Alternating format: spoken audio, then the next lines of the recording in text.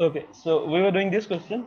A box of mass 10 kg rests on a horizontal rough surface. So this is a rough surface. Whenever they say rough surface, you should know that they are going to bring in friction. Because whenever there is a rough surface, there is always friction. When there is only a smooth surface, that means there is no friction. Okay, in real life basically all surface have some roughness, so that's why there is some friction always. You can minimize friction, but it can never be zero. Okay, a string attached to the box passes over a smooth pulley, so in the pulley there is no friction.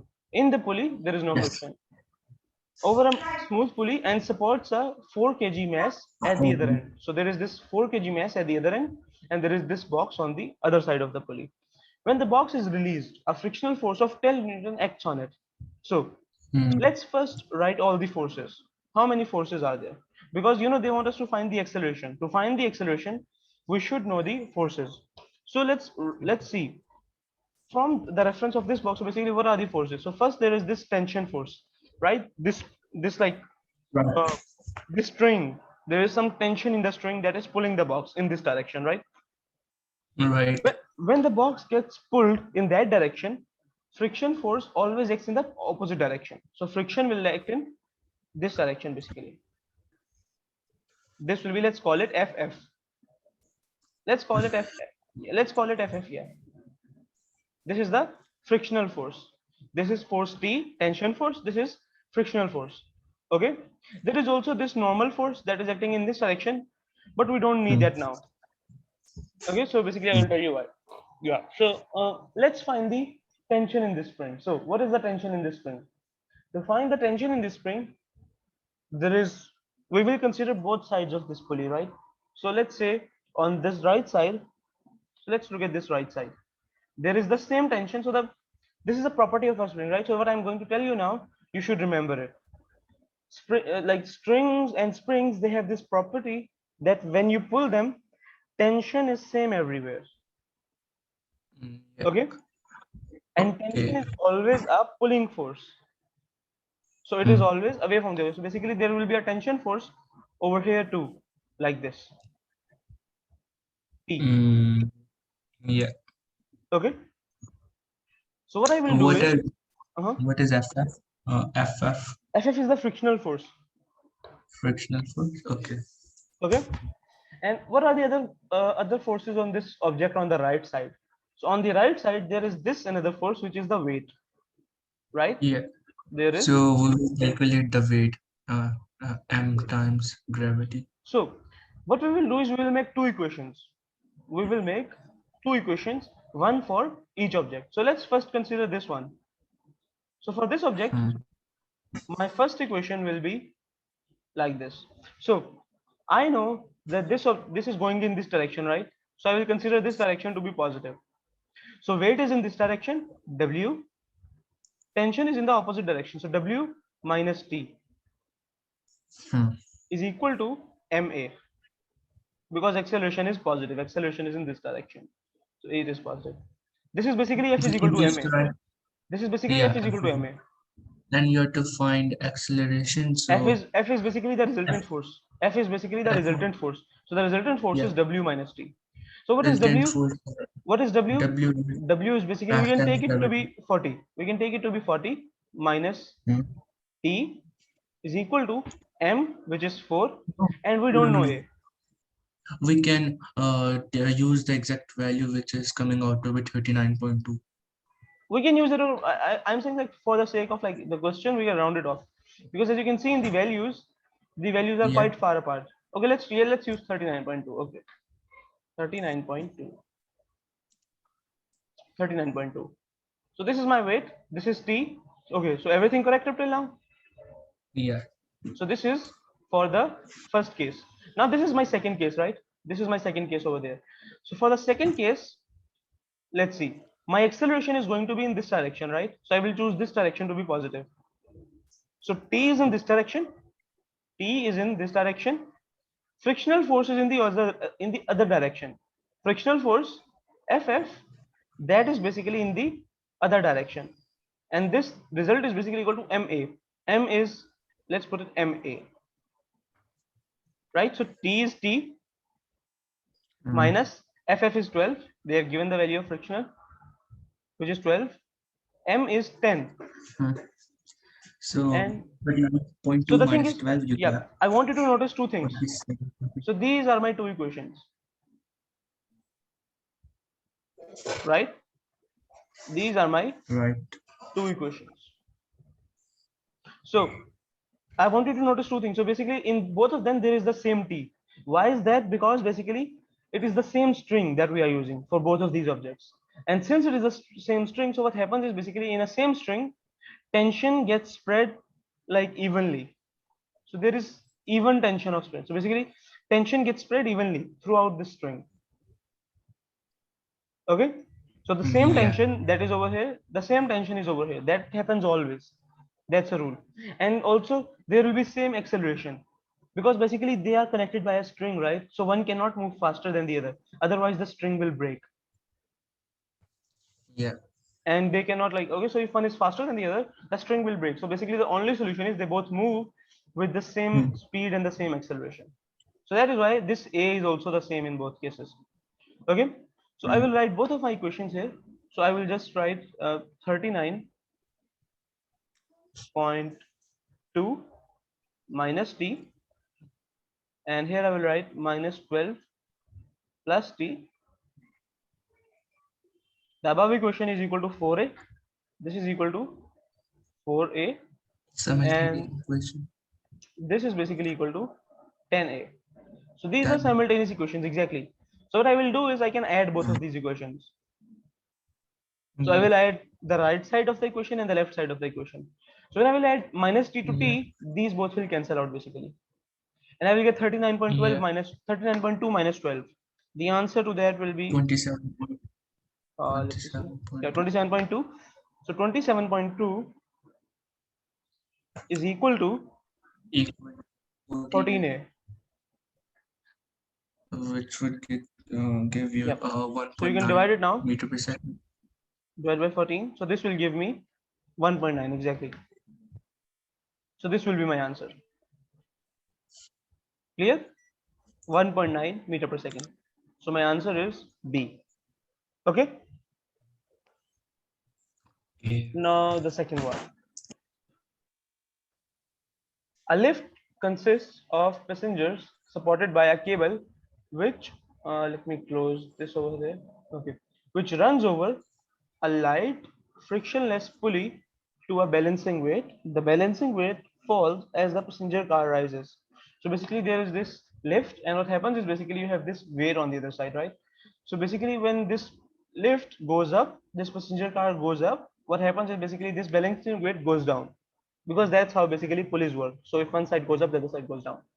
They're saying the mass of the passenger car is 1200 kg, balancing weight that is 1320, and the weight of the passenger, mass of the passenger is 80 kilograms. What is the magnitude of the acceleration of the car when carrying just one passenger and when the pulley is free to rotate? So the pulley is free to rotate, and you have only one passenger. So what do you think you will do? The hint is you will apply the same method as you did before. You will make two equations.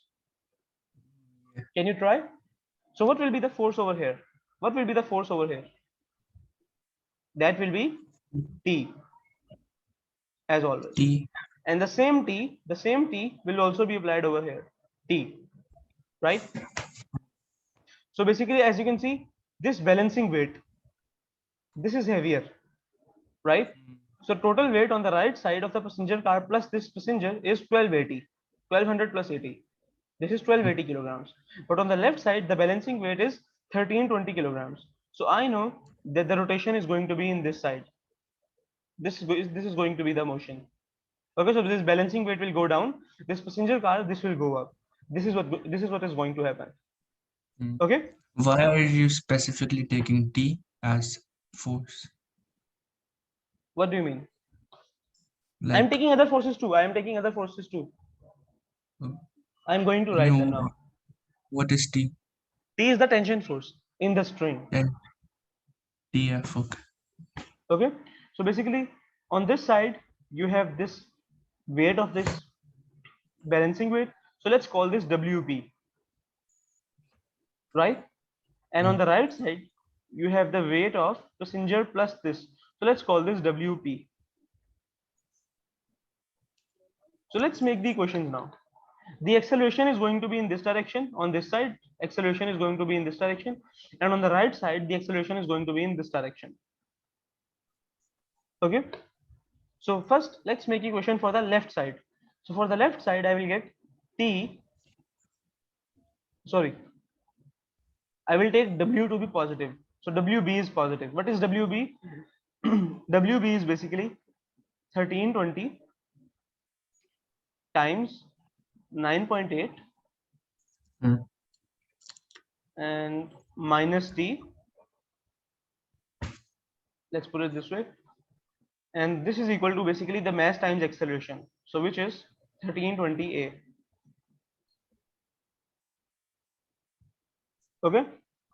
Same equation like last time. So this is my equation 1 for the balancing weight. Now for the right side. So this is now acceleration is in direction of t. So I will take t to be positive now. So t will be positive. WP is in the opposite direction now. So WP is going to be this. The mass, total mass is 1280. So total mass is this plus this. So minus 1280 times 9.8, and this is basically equal to, this is equal to what? 1280 a. Okay. Again, I have two equations now. So let me simplify them first. So 1320 into 9.8. What is that? That is giving me 12936. So my first equation is 129. Let me see if I can draw it. So yeah, let's do it over here. So 12396 minus t. Hmm. This is basically equal to 1320a. Okay, this is the first equation. I simplified it, and the second equation will be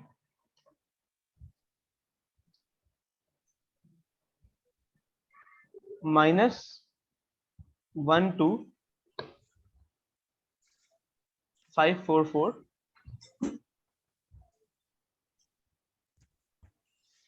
plus t, and that is basically equal to 12808. So I want to cancel out t, right? I want to find the acceleration. So to cancel out t, I know one is minus, one is positive, so I can add both of them. So I will add both sides of this equation. When I will add both sides of the equation, let's see what I will get. Okay, so these both will cancel out because minus t plus t is 0. When I will add 12396, so I will do 12396 minus 12544. That is giving me minus 148. Hmm. Minus 148 equal to I think I made some error. 1280 2600 So equal it to was 12936. Okay, it is 12936. Sorry, this is 12936. One, not one two one one two. two. Okay, so now, Oh, so 12936 minus 12544. That is giving me 392. This is 392. The t's will cancel out, and on the right side I will get 1320 plus 1280. 2600 Yeah, 2600. So 2600a. divided by 392. So a will be basically, you can calculate it from here, I believe. So 392 divided by 2600, and that is 0.15. So that is option A. So the final answer that we are going to choose in this question is 0.15 meter per second square. Okay. Okay. So a 3.2 kg mass is supported by a person's hand and 2 Newton meters as shown. So this is the scenario, as you can see. And when the person's hand is moved, what is the initial vertical acceleration of the mass? So okay, I will make the free body diagram, and then I want you to find the answer. Okay, I will make the free body diagram. So basically there is, I will write all of the forces that are here basically. Let me see, where is the box? I want to let me see, where is that box?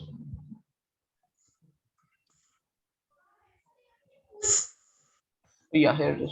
Okay, so I will make the free body diagram. So first thing, there is the weight over here, right? So the weight is 3.2 multiplied by 9.8. So 3.2 multiplied by 9.8. That is 31.36. 31.36 Newton in this direction. 31.36 Newton in this direction. Then your second force is this 6 Newton force, that is 62 degree to the horizontal. So let me put it this way. So this is 6 Newton, okay, and this angle is basically 62 degrees. And then you have this second force, which is 8 newtons, like this, 8, and the angle is 33. Okay, so they want us to find the vertical acceleration. That means there is some component of force in the vertical direction. So either in this direction or this direction, there is some vertical component, right? We want to find that. So to do that, we need to basically write down all of the components, all of the vertical components. So let's break this down. So the first vertical component that I know is basically the downward force, which is 31.36. I don't need to do anything to that. That is already basically in the component that we want. We don't need to do anything with it, this one. Now for the red one. So red line is like this, right? I want to find a specific component of red. I only want to find the component of red that is in this direction. So how do I do that? I will use the cosine 62. So I will say 6 cosine 62. exactly. So this will be 6 cosine 62. And then on the opposite side, plus Then you have 8 cosine 33. exactly. So this will be 8 cosine. Wait, 8. Yep. Wait, sorry. 8 cosine of 33. So let's make an equation now. Okay. So my final equation will be basically this. I will write it over here. 8 cos. Let's take this direction to be positive. I'm taking this direction to be positive. I can choose anyone to be positive. If my acceleration is like in the opposite direction, if my acceleration is in this direction, then my answer will come out to be negative simply. Okay. So 8 cos 33 plus 6 cos 62 minus 31.36, because 31.36 is in the opposite direction, and that is basically equal to ma, right? The resultant force is equal to ma. What is mass? 3.2, and a is what we want to find. So 3.2 a. Okay, so I will solve the left side of this equation. So 8 times cos of 33 plus 6 times cos of 62 minus 31.36. So there is giving me an answer in negative, minus 21.8. And when I divide that by 3.2, 6.8. 3.2, okay, that is giving me minus 6.82, right? So A is equal to minus 6.8. Minus basically means that basically what we did was we chose this direction to be positive, right? The upward direction to be positive. But as answer is negative, it means acceleration is in this direction. So as you can see, you can choose your acceleration to be in any direction you want, your sign will change basically. You have to keep in like mind which direction are you choosing. So basically Yeah. this will be 6.8. They are only interested in the magnitude. They don't want the direction. So it will be 6.8. Okay. Yeah. So let's move down now. So a brick of mass 1.8 kg rests on a plane inclined at an angle of 30 degrees. The weight of the brick has a component of F and F Newton parallel with the plane. So basically there is this component of F that is parallel with the plane. The brick also experiences the frictional force of 3 Newton. So Yeah. can you try to do this one without any Yeah. hint? Try to do this. You have like 2 minutes, 3 minutes, let's say Yeah. till 10:10. You have time till 10:10 to do this one. If you cannot do it without the hint, then I will give you some hint. Then we'll see. 1.8.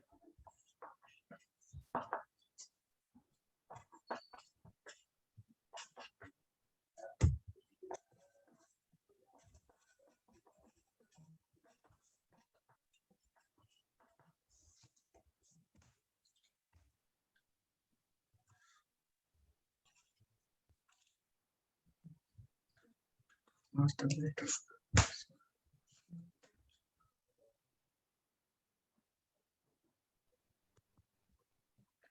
of uh, W sine theta?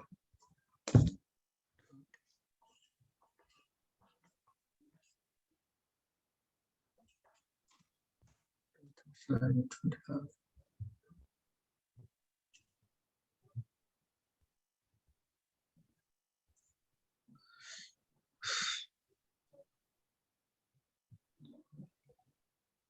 17.6.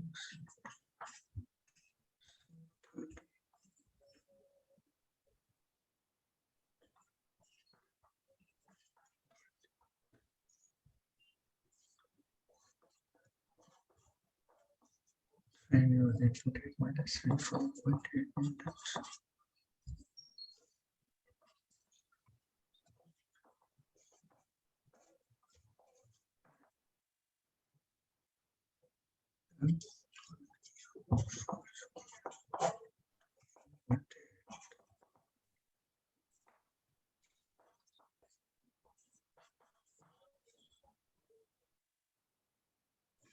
Can you do it? I Yeah, done.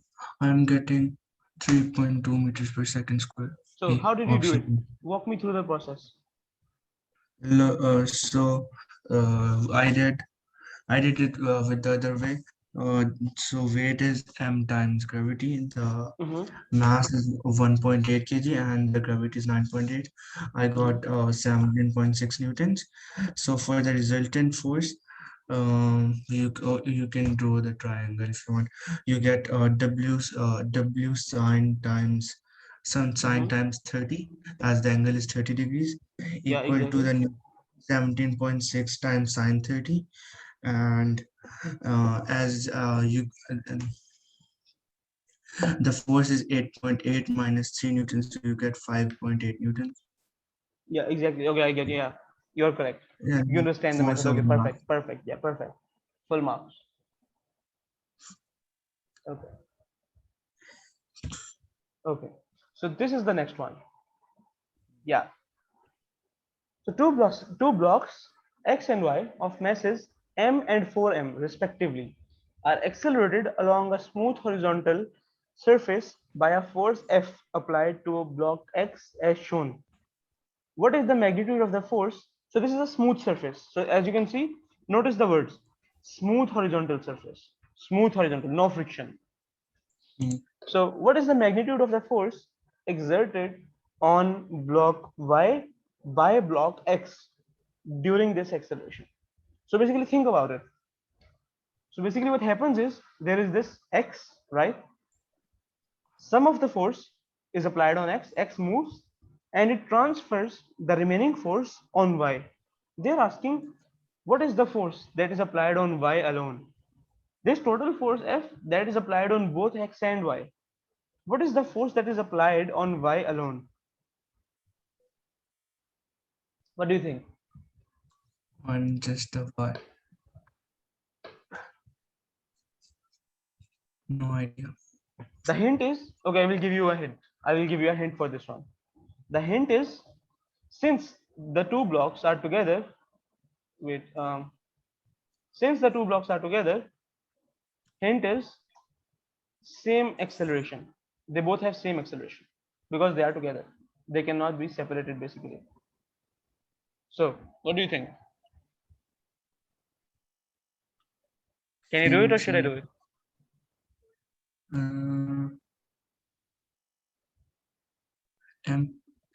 M plus 4m, 5m.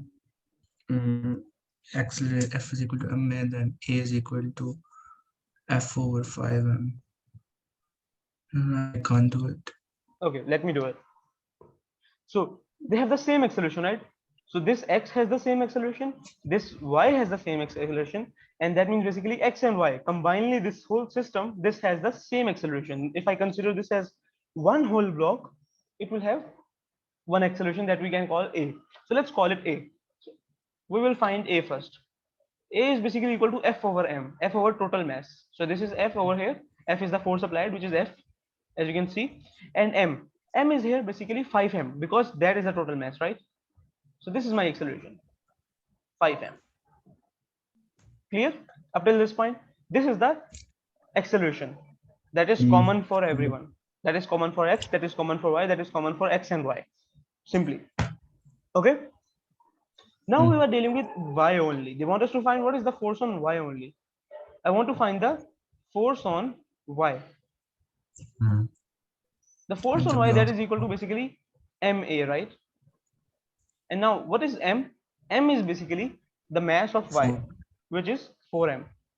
And what is a? We know they have the same acceleration, so that is going to be f over 5m. So these m's will cancel out and you will get, the answer will be 4f. 4 by 5 m. So 4 by 5 f, sorry, not m, 4 by 5 4f. Exactly. 4f. Option C will be correct then. Okay. Conceptual, right? Very conceptual. Okay. But actually simple, you see, like the working was not very long. As compared to the previous questions that we did, the working was quite small, but it was all the marks were for the concept. Okay, now think about this one. The graph shows the variation with time of the momentum of the ball as it is kicked in a straight line. So the ball has some momentum. Okay. Okay. So they're saying P1 is the initial momentum, and after some time it is kicked, the momentum of the ball changes. Now it is negative. So basically the ball is maybe traveling in the opposite direction. And now there is some negative momentum. So they want us to find the magnitude of the average force acting on the ball between times T1 and T2. So how will you do this? Let me write a hint. I will give you a hint. Okay. So your hint is going to be the formula for force. So the formula for force is F is equal to, this question is pretty simple actually. Nothing too conceptual. So delta P over delta D. So force equal to change in momentum over change in time. Exactly. So what is the change in momentum? Change in momentum P1 minus P2. No. The change is always like the final quantity minus the initial quantity. Okay. My final quantity minus initial quantity. That is how you find change. So if I tell you like let's say your initial mass was like, let's say 5, and let's say your final mass is 6. If I ask you how much has your weight changed, you will say 1. You will do basically 6 minus 5. Whenever you are dealing with delta, always go for final minus initial. That is always better. So Final P2 minus initial. Yeah, P2 minus P1. So this will be P2 minus P1 over T2, the final time minus T1. So your answer will be option B. Pretty simple. Okay, so this one I seems thought considered. that the P1 is shown on the upper side of the graph, so I took P1 as No, no, the no. final Don't do that. momentum. Always keep this in mind. Okay, keep this in mind that basically uh, the final one should be taken first. Do you have the marking scheme? Do you have the marking scheme of this? Marking scheme, wait, let me check for this question 6. I think it should be B. Yeah, it should be B. No, it's not. Is it A? No, it's not A. This is the hard one. Are you sure you're It, checking it the right? yeah, it is showing that it's D. D. Yeah, D. Huh. Yeah, it is D. Okay. Wait. Okay. But huh. Are you sure you're checking the right one? It is this one? Okay, I will send you the picture of it. Wait.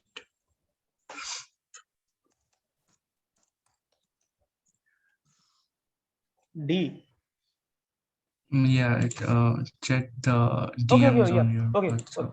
Okay, I get it. Okay. So they want us to find the magnitude of the average force, right? They are not interested with the sign. Right. They are not interested with the sign basically. They only want the Mm. magnitude, and the magnitude is always positive. If we go with our method, if we go with my method basically, then we will get a negative answer, right? Mm. Think about it that way. So they want the magnitude only. I think I misread that. So when they are only Yeah. like dealing with magnitude, you want a positive answer. And the way to get a positive answer is, so basically you will do P1 minus P2 because P1 is larger, P2 is smaller. You will do P1 minus P2. Mm. Okay. And in the Yeah. denominator, you will do T2 minus T1. But uh, Mm-hmm. if it was not, if the magnitude wasn't mentioned, it would be definitely be right. Yeah. If the magnitude wasn't mentioned, then it would be V. Exactly. Because then basically the force, we will be also dealing with the direction of the force, so then we will have to, like, we cannot ignore the minus sign then. Okay, so right now we will go with D Mm. because Yeah. they want the magnitude, so we want a positive answer. That is basically the concept. Okay, question 7. The three forces acting on a hot air balloon that is moving vertically are its weight, the force due to air resistance, and the upthrust force. We don't need to know what is the upthrust force. We just need to continue with that question. The hot air balloon descends vertically at a constant speed. Constant speed means zero acceleration. So let me write it over here. So A is equal to 0. That's what this means. The force of air resistance on the balloon is F. The weight of material must be released from the balloon so that it ascends vertically at the. Okay. So they are saying which weight of material must be released from the balloon so that it ascends vertically at the same constant speed. So let's draw a balloon. Let's draw a balloon over here. Mm. So let's say this is our drawing, right? So right now, what's happening is like basically this balloon, this is going downwards at a constant speed. Acceleration is 0. A is equal to 0. It means all the forces are balanced, but it is still going down because it is at a constant speed. It is not accelerating, but it is going down with a constant speed. All the forces are balanced. So let's write all the forces. So the downward force is basically the weight, right? The weight. And as this is moving downwards, the air resistance is acting upwards. The air resistance is F. And the upwards force, let's call it U, that is also acting upwards, U. Okay. Now they're asking you basically drop some Mm. things from the balloon so that it basically goes upwards. So its weight basically reduces and then it starts to go upwards. They are asking what weight must be released from the balloon. So let me explain it in this way. So you have your balloon over here. Now in this case, let's assume you have achieved a situation where you are going upwards now, right? So now you are, instead of going downwards, you are going upwards. Right. So basically, the upthrust is still there, but since you are going upwards, the air resistance is downwards now, right? And the new weight, Right. that is, let's say W2, let's say. Okay, so let's first look at this case. For this first case, what was our equation? F plus U is equal to W, right? Mm. Right? Right. In this case, it is F, so let's say minus U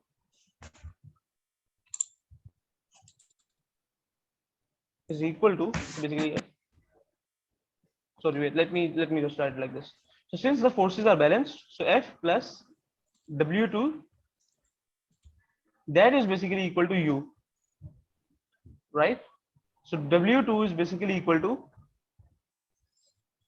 U minus F,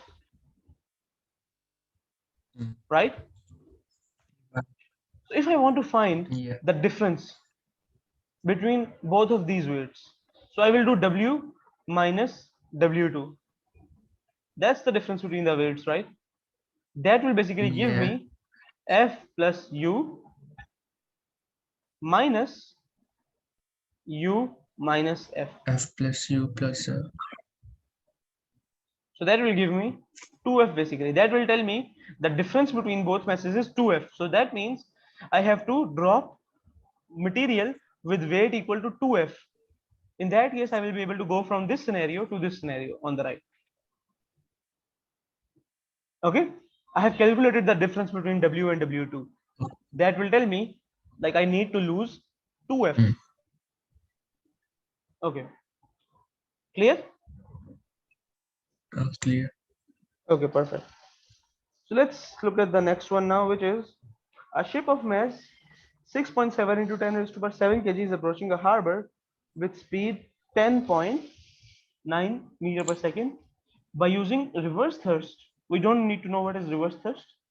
It can maintain a constant total stopping force of 88 880,000 Newton. How long Mm. will it take to stop? Mm. So, So what do you we think? need to find the time. I want you to do this one. You have let's say 3 minutes for this one again. 3 minutes again. You have to solve this Mm. in 3 minutes. Okay.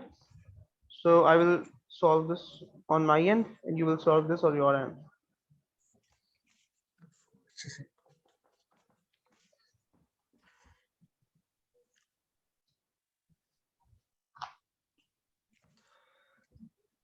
Momentum is equal to mass times velocity. Change in time equals to mass times velocity over force.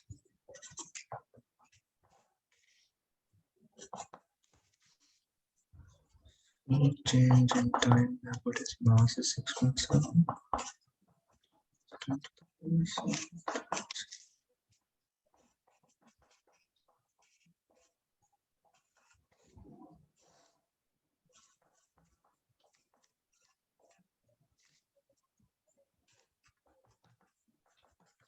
Done. Yeah, I'm done with it. So what's your answer? 24 minutes. 24 minutes exactly. Can you walk me through the process? How did you find it? So for what I did was force is equal to change in momentum over change in time, right? So Change in momentum uh, or change in time? Okay, force is okay, go equal to ahead. Okay, go ahead. Yeah, so force is equal to change in momentum is basically m times velocity, m times v over change in time, and you have to find the change in time. Change in time equals to mass times velocity over force. The mass is 6.7 times 10 to the power 7, and the Mm-hmm. velocity is 18.9 minus 0 over the Yeah, force is, perfect, perfect, perfect. yeah. So you get the you get the time in seconds and then you convert it into minutes. Perfect. I got the same answer, 24 minutes. I used a different method, but your method is better, yeah. Yeah. What I did was I will just tell you the other method just for for your information, so you should know that you can apply both of these. So what I did Mm, was I found the acceleration first.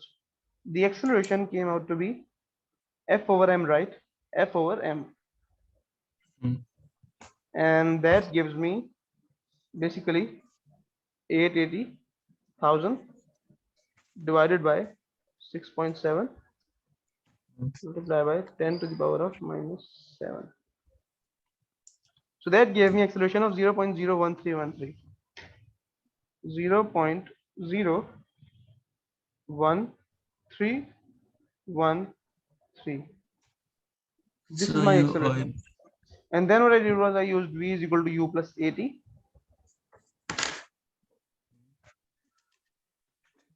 So v is 0, u is basically 18.9, and then plus a we have calculated, that is 0.01313, and t as it is. So uh, from here you will get your answer, which will be again 24 minutes. so should I use your method or my method? Any method, both of them are correct. Both of them are correct. Okay. You can use anyone, like it depends on the exam. So when you're sitting in the exam, any method that you remember, it will be good for you. So you need to know as many methods as possible, and you can use any of these. So a tennis ball is dropped onto a table and it bounces back up. The table exerts a force F on the ball. Which graph best shows the variation with time t of the force while the ball is in contact with the table? So this one is conceptual. Think about this one. You have 1 minute. Table tennis is dropped into a table bounced back up. It can't be the option A and D. It would be either B or C. Why do you think so? Because the ball bounces back up, so it won't. Indeed, and the graph D shows that it's going in constant direction. So No, and in no, A that is it's not the showing direction. That is the force. Let me zoom in. Let me zoom in. the force. That is the force on the y-axis.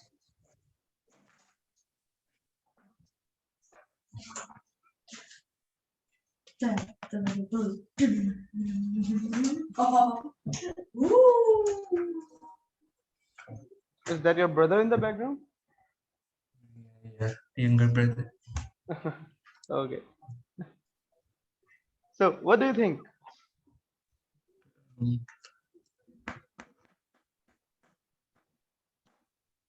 Think about, like, think I'm about, just the hint is, just guessing. the hint is, think about how the ball hits the table.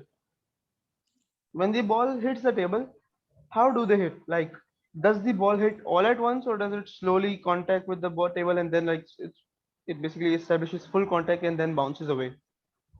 Think about that.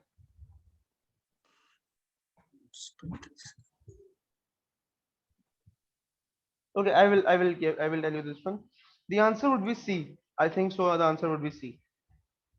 Now I'll Yeah, tell I you was. why. The reason is, so think about this. So let's say this is my table and this is my ball. So when this ball comes into contact with the table, it comes into contact slowly. So first, basically, very little part of the ball hits the table, right? Very little part touches the table. And then basically, after some time, a huge portion of the ball is basically on the table, like this. and Yeah. then the ball bounces back and leaves slowly. So basically the force is very small first because there is very little contact between the ball and the table. Then there is maximum contact at this point, and then the contact decreases again as the ball starts to move away. So that is Mm. basically the reasoning behind this one. Okay, All, all right. so I think this is the last one. The skydiver falls vertically from a stationary balloon. So there is a stationary balloon. She leaves the balloon at time t is equal to 0. At time t is equal to t, she reaches terminal velocity. Beyond the time shown in graph, she opens her parachute. Okay, beyond the time shown in the graphs, she opens her parachute. So after this time, so basically after this time that is shown in the graph, she opens her parachute. That is not related Mm. to the graph. Okay, which graph shows the variation with time t Mm. of the force F due to air resistance? Um, the terminal velocity is reached when the speed of the parachutist and the air resistance balance each other out. Yeah, so F is the air resistance basically. So the option would be B. Yeah, it is Option B. B. Yes, exactly. It is B. And the reason is, so if you look at it, basically what's happening initially, she is gaining speed very fastly, right? So basically there is this exponential curve as you can see. Exponential Mm. curves are basically faster than linear curves. So if you have a straight line, straight lines are slow. Exponential curves are basically much faster. So as you can see in the same time of a linear line, exponential curves can cover a much greater distance. Initially the increase is exponential, like the force air resistance is increasing exponentially, then it is constant, and then as it starts to approach terminal velocity it becomes constant slowly. So as you can see, slowly this goes to constant value. So that is why it is B. Mm. Yeah. F is the air resistance, you have to keep that in mind. It is not C because in C, as you can see, the force is increasing even after T, and that is not possible because in terminal velocity your velocity remains constant and air resistance depends on your velocity. So if your velocity is constant, that means air resistance is also constant. So this is wrong. D is wrong because air resistance is not going to 0. Okay, D Mm. is wrong in so many ways, so we will not discuss even D. D is totally wrong. And A is wrong because the increase in air resistance is not linear. Okay, A is correct, like after T, A is constant, that part is correct, but this part, that is not true. Yeah. The increase in air resistance is basically exponential at the first and then basically like this. Okay, so Mm. your option, the correct option will be option B. So how many of these were we able to do correctly? I think 9 of them, right? So we were able to do 9 of them correctly. I Exactly think, right. yeah, I think we did this one, question number 6, a bit wrong maybe. So yeah, so we scored. Let's give ourselves the score. So 9 is the score and percentage is 90. So well done. um, okay, let's see. I think this is done. Any confusion you have regarding this? Mm. Wait, let me see. One, two,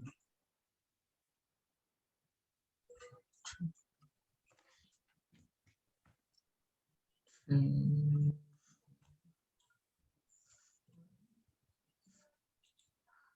Can you do the working for question number 4? Question number 4. Okay, I will do it. So basically in 4, there is weight like this, right? There is weight. This angle is 30-degree, right? And I want to find this component of weight. I want to find this component of weight. So to find this Yeah. component of weight, the above one, I will use W sine 30. So F is basically going to be equal to, F is going to be equal to W sine of 30. Okay. And the friction Yeah. is going to be in this direction. The friction is going to be in this direction. That is going to be Mm. F, let's say, FF. Yeah. So my total resultant equation will be W sine 30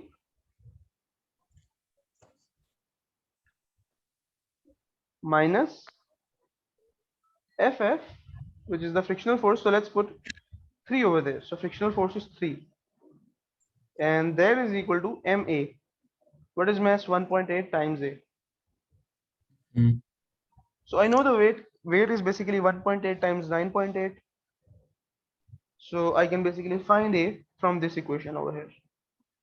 And when I will do this, when I will complete these steps, I will get 1.8. Let me do it. So 1.8 multiplied by 9.8 multiplied by sine 30